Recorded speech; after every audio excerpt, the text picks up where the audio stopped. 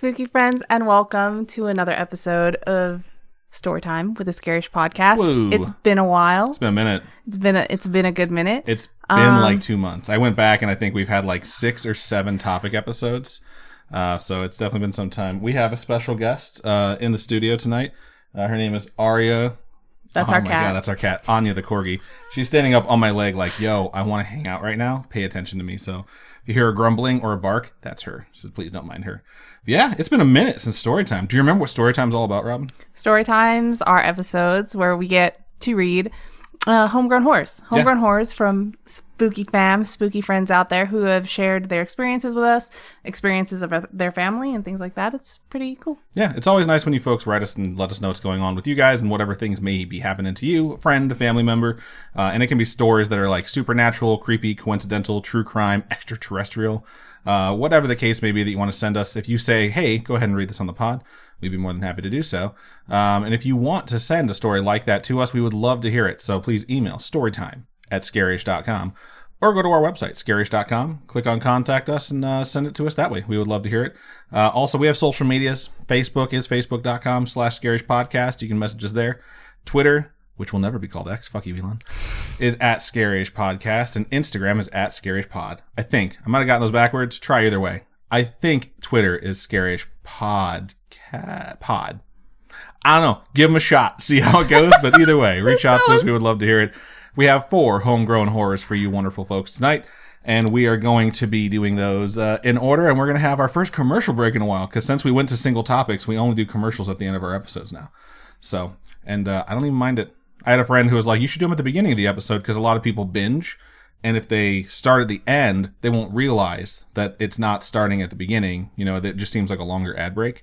But for the folks that go week to week, I want the first thing you hear to be our logo, or excuse me, our theme song when you turn on our episodes and not an ad. So I just can't do the pre-roll. It just bugs me too much. So, all right, we are going to go ahead and get going with our first email of the show. And I believe you're going to be taking it away. All right. So this first email is from Natalia, and the title, the subject, is possible reincarnation or false memories. I really was intrigued by this title because false memories are something that I often wonder, like, did it really happen that way, or have I been remembering it wrong for so long? Or you have people telling you so often, that's how it happened, that's how it happened, that's how it happened, so you think that's how it happened, but... There are a lot of events that I remember exactly how it happened. Like, I could recant what happened step by step, but there's certain things that probably weren't as, like, noteworthy to me that may have been noteworthy to someone else, where I'm just like, is that how it went? I think I remember it differently. So false memories to me is like, ooh, yeah, tell me about it. So let's get into it. All right, so it begins. This is going to sound a bit cringe, but please keep in mind that English isn't my first nor second language, so if I make mistakes with grammar, punctuation, etc., please pardon me. Pause. I reviewed all the emails we're checking today. This is the best email for grammar, punctuation, etc. So all right, thank you so much. Natalia knows what's up. Okay. I think we all heard of things like reincarnation, first life, past lives, etc., and I never really believed in them seriously, but there was one event that kept this thought at the back of my mind. This happened a few years ago in my hometown village. With that being said, it is not uncommon for one family to have multiple quote-unquote houses in one place with a big yard. The house in which we eat, sleep, bathe, etc. will be titled the main house, and we have a smaller house consisting of 2 rooms used as food storage. I'm talking about a 2-meter roof and less than 10 steps to cross one room. So it's like a shed. Yeah, what we would consider to be a shed. In America. Yeah, or like a separate living space, not exactly a shed, because like if it has food in it, I imagine that there might be like better conditions than a lot of our sheds have. Well, like people keep stuff in barns, right? Yeah, barns are totally a thing too. So, all right. Also, it said meters, so I immediately pictured. I'm trying to think. It's like 6 feet. 6 feet. That's exactly what I'm thinking. I think it's a little more than 6 feet. It's like 6.2, yeah, 6.4. I don't know. Yeah. We're bad with meters. I'm sorry. Well, I mean, we're in America. We use feet and yards. Stupid fucking imperial system. Okay. Don't even get me fucking started. Anyway, you know what's funny is that so many things are in that imperial system that we do use, and then some we don't, and it's just so. I just think the generation should bite the fucking bullet and say, like, let's just switch to metric, except for Celsius. Fuck Celsius. Fahrenheit's way better. It's more accurate. Just saying. Let's keep going. I could be on the soapbox all day. I was walking with my grandmother from our main house to the storage rooms to bring back some frozen meats, veggies, cake, etc. for preparation. Once we got to the large white freezers, I looked to my right, seeing old closets. I told her, "Oh, I remember when these were in our main house when I was a kid." She turned around and looked at me baffled. Turning serious, she said, "These closets were moved there 30 years ago." Oh, wow. It's like, you don't remember that, or do you? Well, depending on how old this person is, maybe they were a baby, and that's, you know what I mean? When they say kid, what age do you think when you hear kid? Elementary school. I think like 8 to 10 for me is like, that's a kid, you know? Beneath, or like younger than that is like childish age. I don't know. Kid to me is 8 kids to are 10. Children too. I distinguish it differently, you know? Okay. There's like newborn, there's infant, there's toddler, there's child in my brain, which is a classification I clearly made up. There's kid. And then after that, there's preteen, teen, and then old people once you're out of the teenager level. All right. Abruptly, she took the food and we walked back to our main house. My grandma believes in superstition, karma, and life after death, as well as possible reincarnations. And she questioned me about my statement. I elaborated, "Well, I remember them being here when the walls were blue. I was a little kid in a crib with great-grandma." She then sat me and herself down and said, "What else do you remember? Not just about the closets, but the other house." I was weirded out. I answered, "Well, I'm not sure. However, I remember the little house giving me the creeps. It's always cold there, when it shouldn't be. I feel like someone's watching me, glaring at me. Also, the time when the windows were just bars, however, I'm not sure when it got changed. I just remember us taking a family photo." We were alone, and she turned pale and said, "Your mom's cousin also had a bad feeling about that house. She told us that she would be killed the moment she stepped inside." Whoa. We didn't know why she said that. She was only 8. Fuck. Bro. I also, as a kid, was scared to go inside because I felt like someone would take the air from my lungs. She then pressed me to explain the family photo, which I did. Well, I remember the house was more beige with bars instead of windows. I also remember great-grandma and probably great-grandpa and 2 little girls in front of them. One was taller and the other shorter. They had darker hair and flowing dresses. I'm not sure about the color of the dresses because it was all yellow-toned. My grandmother turns pale. She let me know that, again, the closets were in the main house way before I was born, and I was describing my mom's and aunt's childhood photo, not mine. The little house had bars in the 1950s, and they renovated it in the 1960s. The only picture they had was a family photo of my grandmother, her older sister, and their parents. I sadly never got to know and see my great-grandfather due to the lack of pictures. However, I managed to describe him when he was younger. One might think, maybe my mom told me the closet thing. She did not, nor her sister did. This next part, I just read ahead. This next part is what I thought, and it was going to be my skeptical thing. So Okay. Keep going. Maybe I saw the picture. The picture was in a photo album during the attack, which I did not have access to, so I don't know where it lies. I wonder what the attack means. War? Yeah, it must be. War times? Yeah. Now more creepy things about the old house. The picture I described was taken over 50 years ago, and it is located in a different building which we use for history memorabilia of the village and had been framed there for 40 years or more. Damn. Did I have access to the room in which the picture is located? The short answer is no. The room is locked, and the key is with a man who does not want us to go inside. We don't know why. To this day, we don't know how I knew this stuff, why I thought they were my memories, and if I might have reincarnated from the person who took those photos, because I cannot think of any logical explanation, and I'm open to other explanations. And that's the end of the email. And that's the end of the email. All right, Robin, what are your explanations outside of reincarnation and false memories? Go. I don't think it's false memories. I don't know if it's reincarnation. It could be any number of things, right? Because even though you don't have access to it, I don't know.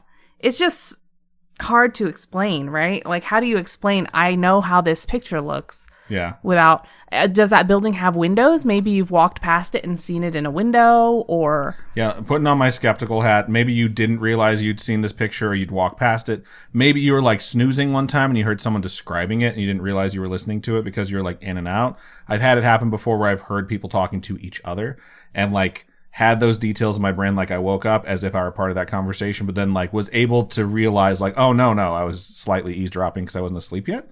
So that's just like me spitballing ways this could have happened. There's a lot of details in here that seem like it's a bit too much for it to just be something that you heard in passing as a kid. Yeah. Taking off my skeptic hat and going completely fucking wild. Sure. I mean, when it comes to past lives, I've covered a topic about like kids who had memories from a past life entirely. Like the person, I think it was a child who came out and said like, oh, I remember being murdered. And they like detailed the murder that happened and the person that killed them. And I think this one is like not confirmed, but then the child led them to where their body was. And then they went and confronted the person who supposedly murdered them. And that person admitted to doing it. There's been kids before that have talked about like being shot down while they were flying an airplane and the day that they went down and like their call sign and shit like that. And it came back like that was true. That person had died on that day and they're not sure how the kid knew that. So I do think like past live memories is a phenomenon that people don't really understand quite yet, but it does seem to happen. Or maybe just spitballing. I don't know why this popped into my head when you were talking about this, but maybe there's just like this shared pool of consciousness, like for families that are really, really close together. You know, like sometimes you can intuit what someone else is thinking. People say like, oh yeah, I can read their brain. Like I know what they're thinking just by looking at them. There's like that whole bit in How I Met Your Mother where like Lily and Marshall can talk to each other like through telepathy, and not exactly like that. I'm not saying it literally, but you know, there's some times where I feel like families are so connected that they may or may not remember certain things that they may not have all the information for. Don't know why or how it happened. I know my aunt and my mom are like super close like that, and I've seen them do things before where it's just like, it's almost like they knew what the other person was going to say before they ever started saying it, and they didn't rehearse it beforehand. So I don't know. There's a lot of things it could be, but I appreciate you writing to us. And yeah, those are our alternative explanations. So I am very curious what you meant when you said during the attack, though. Yeah, I'm very curious as well. I'll reply to this email afterwards and say, hey, it's going to be on the newest episode of Storytime. And can you please elaborate further? And maybe there's a story about what the attack is that we can also read. So cool. We'll see how that goes. All right, so let's move into the second homegrown horror we have. And this one came in, I will say, I'm not calling anyone out, all right? This one was one long run-on sentence, so I had to make slight adjustments with grammar and punctuation. And I think it still tells the exact same story. I didn't really change many of the words unless I was confused as to what it was trying to say. So periods are your friends, people. I'd rather have an email that has a bunch of commas than no punctuation at all. So, but I'm very happy this person reached out. So let's go ahead. This one's subject is, please read on the podcast. My wife will lose her shit. So here we go. Your wife's about to poop her pants. Hi. Hi. How's it going? I guess everyone has to yell hi, wherever you're at, too. Love your show. My wife introduced me, and I am hooked. We listen to it almost every night. Let me jump right into what I am here to say. I have 2 stories. First one is, for as long as I can remember, I have seen things before they happen. I know when not to look into the dark. Like when you're walking down the hall and you pass the dark room, in my head, I will see something with red or green eyes staring at me before I actually walk by the room, so I'll make a conscious effort not to look, which is significantly creepy for me. I would say that would be significantly creepy for anyone. But let's just tossing this out here with my skeptic cap on. What if you looked and there wasn't anything? And then you're like, oh, okay, cool. Maybe you don't need to be as freaked out. Just saying. You can look in there and be like, okay, cool. Maybe not this time. But then again... Maybe not this time, but it could be next time. But is it worth it to stare into the darkness if the darkness is staring back? No. That's why I don't look in mirrors, because I don't want to look in my own eyes. All right, we're going to keep going. I really thought you were going to have a reaction to that, because I thought it was funny. But like every joke I've told today, you're like, whatever, fucker. All right. It just like happened earlier today, too. I had a really funny joke sitting on the couch watching F1 and just like placid, like, that was a good joke after like 20 seconds. I fucking hate you. All right. My second story is, I was at my wife's father's house after he passed. She was cleaning up in the kitchen and I was taking a nap in the guest room. My face was to the wall, so I didn't see her come in. Well, at least I thought it was her because I felt someone sit on the bed next to me and I thought maybe she was taking a break, possibly going to take a nap. But then I heard her singing and she slammed the microwave, which I would imagine means she's downstairs in the kitchen. Clear as a bell, I heard a voice. Everyone, closes the microwave loudly. It could be not slamming, but I don't know. the ka-chunk of the microwave. Listen to this next part, though. Okay. Clear as a bell, I heard a voice I had never heard before say, quote, "What is that child doing slamming things?" So even this ghost that's sitting on the bed with them is like, Hashtag from rude. the other side, like, don't slam my fucking microwave. The email goes on to say, and I swear through some kind of intuition, I knew it was her grandma who I had never met. I thought to myself, I can still feel someone sitting next to me, but the only other human in this house is my wife in the kitchen. I'm going to close my eyes and pretend nothing is happening.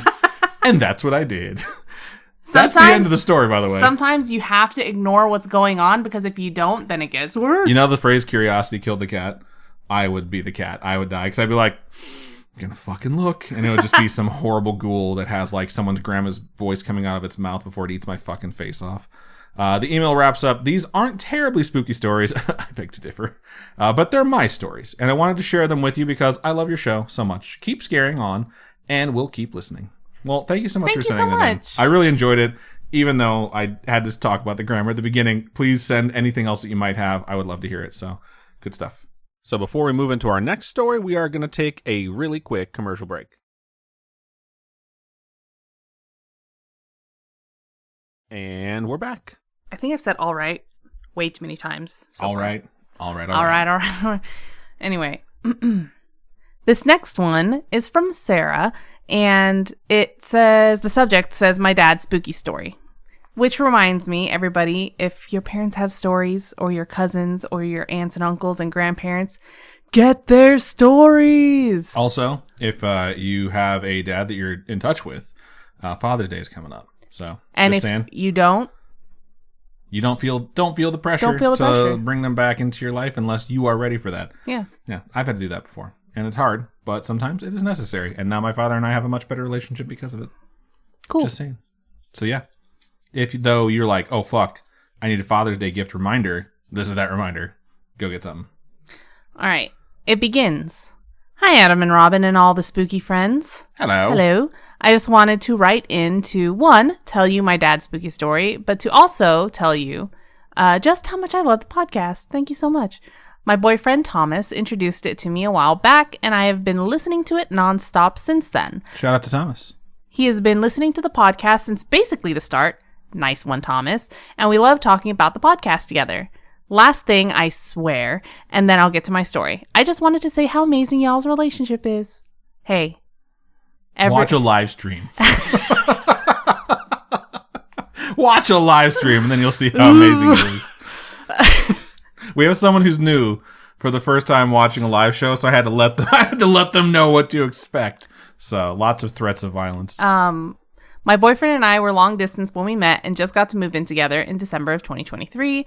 Hearing about y'all's relationship through the pod just helped me make the long distance a little easier, knowing that me and my boyfriend could be together someday too. Okay, enough of that. Here's the story.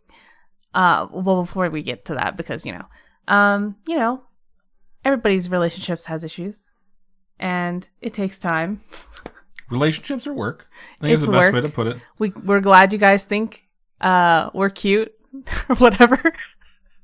But sometimes I want to fucking murder you. She's the Devil? biggest bitch I've ever met. So, it happens. But there's a speech that Ben Affleck gave when he won his second Oscar, I think. And he told his wife at the time, like, sometimes love's hard work, but there's no one I'd rather do that work with. Which was super romantic. And then they got divorced like 6 months later. Oh my God! But the point is, what he said was very, apropos. So, what the fuck? Plan to hear an announcement that the show is shutting down in December, God. I guess. Oh my God. I grew up in a small town. Did you read the trigger warning or what? Oh, sorry. Okay, enough of that. Here's the story. Also, I should probably put a trigger warning in because it does involve a death of a family member and possible domestic abuse. So there you go. Trigger warning. Triggered. Are you triggered? Not yet. Anyway, I grew up in a small town about 20 minutes from Flint, Michigan. Already scary, I know. For those of you that don't know, Flint, Michigan's dealing with a freaking water crisis.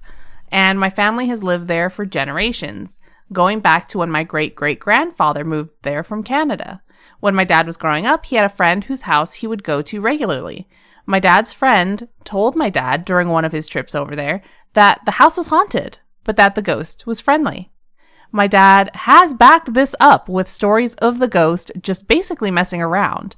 The piano would make noises with nothing around it, light at the top of the stairs turning off and on by itself when the only people in the house were downstairs, and some more just goofy stories.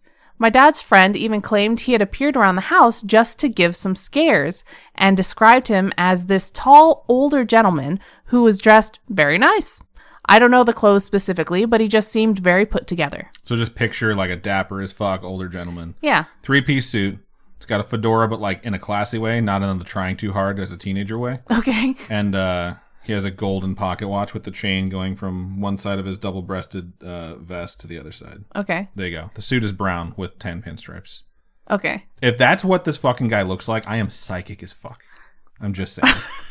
However, now this is where shit gets serious. The ghost was said to have this protective vibe to him, especially when it came to my dad's friend's sister.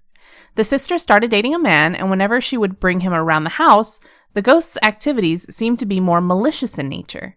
My dad never personally witnessed these, but the friend told him that instead of just turning lights off here and there, the ghost would knock stuff over, subsequently breaking them. It all came to a head when one night, the sister had the boyfriend over and they got into a fight. Ooh, I like where this is going, okay? Negative energy. I'm sure, like, the ghost was like, bro, get the fuck out of our house. Yeah. You know? We'll see. The couple went outside to the boyfriend's car to go elsewhere. Maybe to continue the argument. I don't know. My dad's friend followed his sister outside to make sure she was okay, but they got in the boyfriend's car and left. When the friend turned around to go back in the house, he saw the ghost in an upstairs window, seemingly watching the whole thing unfold before disappearing. Yep, come back in. Later, unfortunately, the sister would end up being killed by his by this boyfriend. Didn't see that coming. I did not see that coming. Oh my god. We do ask people to send us stuff about true crime, so. Wow. My dad didn't tell me how, if it was an accident or murder or anything like that, but she did end up passing away and the boyfriend was involved in some way. Following her death, whenever my dad would go to his friend's house, the ghost just didn't do anything anymore. Aw. No games, no jokes, no appearances, no piano keys, nothing. My dad and his friend both believed that the ghost just left following the death of the sister. It might have been a guardian angel type situation. Oh. I was worried when you're going through this, it's not over yet. But I was worried that it was like, is this going to be like a family guardian thing? Or is this going to be like a possessive thing where they're possessive of this singular person? Yeah. And now I'm like, God damn, this got super sad. This is not where I expected it to go. I lean towards this conclusion as well. If ghosts can leave the place they haunt, but I don't know.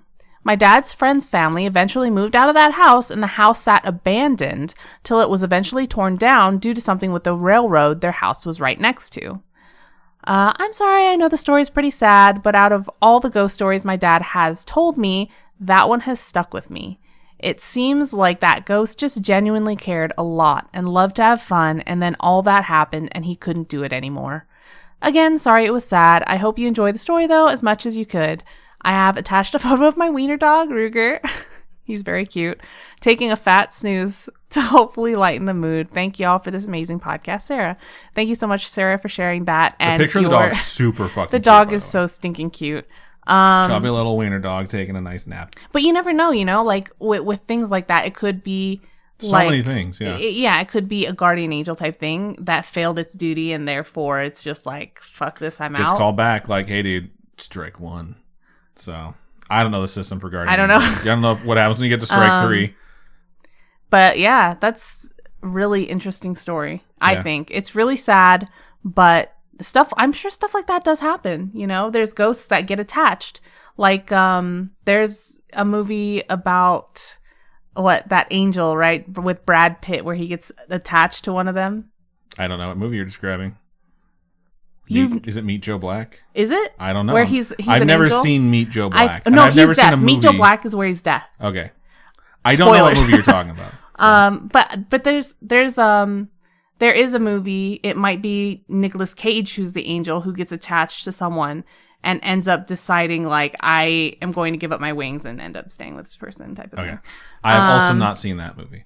When anyone says an angel movie, I think of 3 movies. One is Michael with John Travolta, which is amazing. And anyone who says otherwise can shut the fuck up. Is the other one Field of Dreams? No, not at all, because I don't think there's angels in that movie. Oh, Angels in the Outfield. That's not one of the ones either. The Prophecy with Christopher Walken, which is just a creepy fucking movie about like Walken. Just weird stuff. And then the third one is Legion with Paul Bettany, where he plays Michael, the Archangel, who comes down and cuts off his wings. And then it's a bad movie, but it's like they try to make a cheesy 80s action flick where like Paul Bettany gets to be a badass, and I really appreciate it. Also, Kevin Durant comes down and he's Gabriel. If you're wondering who the fuck is Kevin Durant, like the basketball player? No, that's Durant. Kevin Durant is the dude from The Strain, who plays like the Russian exterminator. Oh man, yeah, he's been in a lot. He's a character actor. He gets to play the bad guy, and they make him look very much like a very pretty angel in that movie, who's also super fucking ripped and horrifying.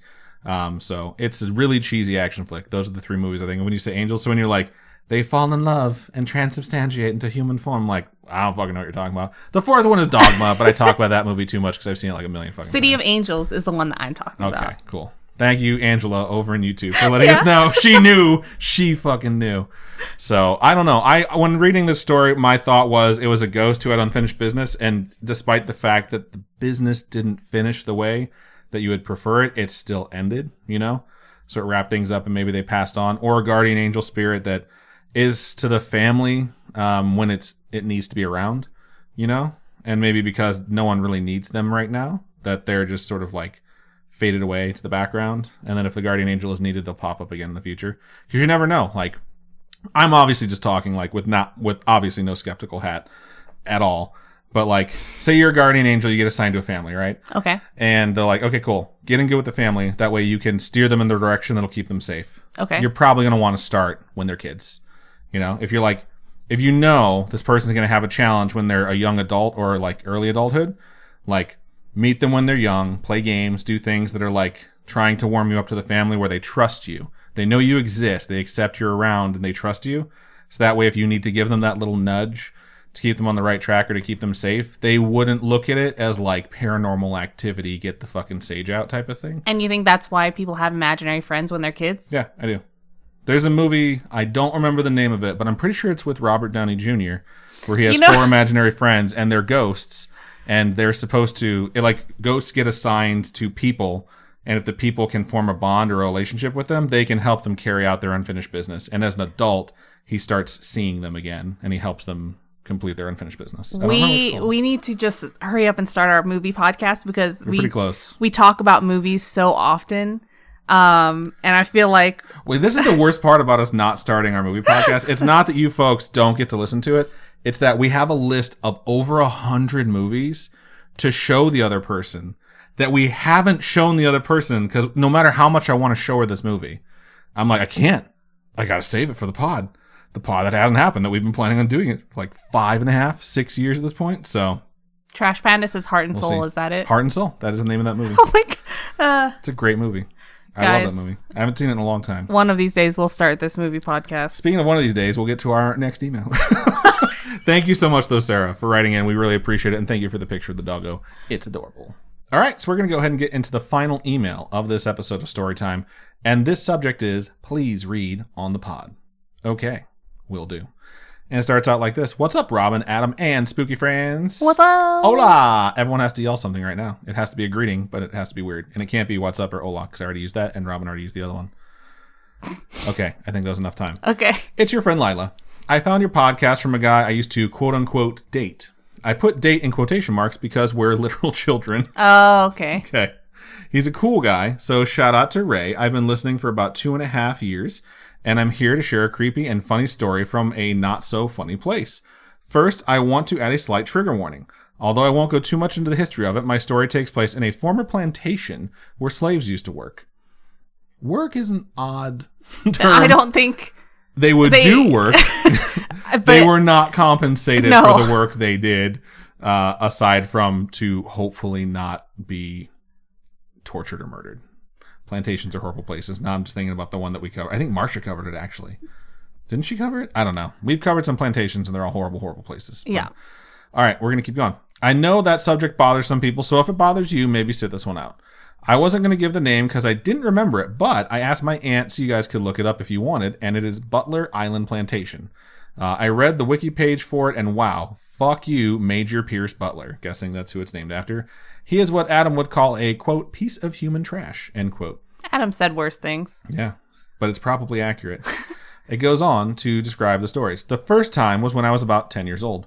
I was there with my Grammy, which I'm sure means they won an award for the song that they wrote, which is really good to win when you're 10 years old. My aunt and my 3 cousins, all younger than me. My aunt was kind of sheltered growing up, so a lot of times she said insensitive things without knowing they're insensitive. My dad says that shit all the time. The place we were at was a historical site, but she made it out to be a creepy place with ghosts. As I've gotten older, I realized it wasn't scary, it was just sad history. After walking around a while, my cousins were getting scared because my aunt was telling them scary stories. Then, out of nowhere, all we heard was, Mommy, in a creepy little girl's voice. No. I was like, nah, this is bullshit. No. But I didn't want to ruin it for anyone, so I kept my mouth shut. One of my cousins literally burst into tears. And at that point, I was not having it, so I took her hand and led her to the source of the sound. It was my Grammy. You know, it's because that fucking award has, like, the speaker on it. You probably left it on. It was my Grammy just fucking with us, but she stopped when she saw how sad my cousin was. Aww. So, yeah, that's the first story. Grammy was like... Dude, mess with these little kids. Oh, shit, went too far. Let me give you some trauma. I remember when I was a kid, I had a sleepover with some friends, and we were, like, in this, like, tent we built, and it was 4 of us. It was my friend, another friend, and then one of our friend's little brothers, and me. And we were like trying to tell scary stories. We were like 8 or 9, you know, we were a kid, as I would classify us. And we didn't know any good scary stories. We were just like making shit up. And I was like making stuff up to try and be scary, thinking to myself, like, this is the worst scary story anyone has ever told. And then my friend hit me really hard.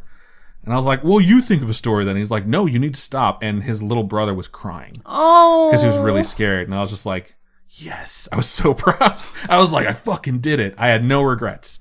And I still don't. So, all right, we're getting to the second story. The second story is the actual scary one. When we got there, I had a bad feeling. Then I swear, I saw shadows moving in the window of the house. But whatever, maybe I'm crazy. I believe that really young kids and animals have a greater connection to the paranormal. I did then, and I do now. This time, my Grammy wasn't there. She left her award at home, probably in some nice case with all her other awards. This time my Grammy wasn't there, but everyone else was the same. I told my aunt I would take my 4-year-old cousin Ginny on a walk by ourselves. So when we were walking alone, Ginny bursts into tears and starts running. I got freaked the fuck out. I took her back to my aunt and she was like freaking out. So we took her home. She was crying the whole way back, and when we got home, she locked both doors. There's got to be a reason why That's she was scary. that upset. That probably sounds stupid, but keep in mind, they lived in a everyone knew everyone town, and they had never locked their door. I'm not saying she magically figured out how. I'm just saying she was really, really scared. It was really freaky, but yeah, those are my homegrown horrors. Please let me know if/what episode you use them on the pod. Goodbye, spooky friends, and keep on creeping on. Pretty solid sign up for that one, Lila. Appreciate it. Yeah, when you go to places that have like such trauma like built into them, there's no telling what sort of creepy vibes that you're going to get just walking around trying to tour. We did Eastern State Penitentiary. That was really cool. And it was really interesting walking around, but you could just walk by some of those cells and just be like, this is a sad place. You know, like this is a really sad place where people came because they did bad things and then they wound up just being here for the rest of their lives. Like, it's just depressing, and like trying to be in the mindset of like, this is historical fact. Like, I'm going to take it in as information. You just can't sometimes disconnect from the human element.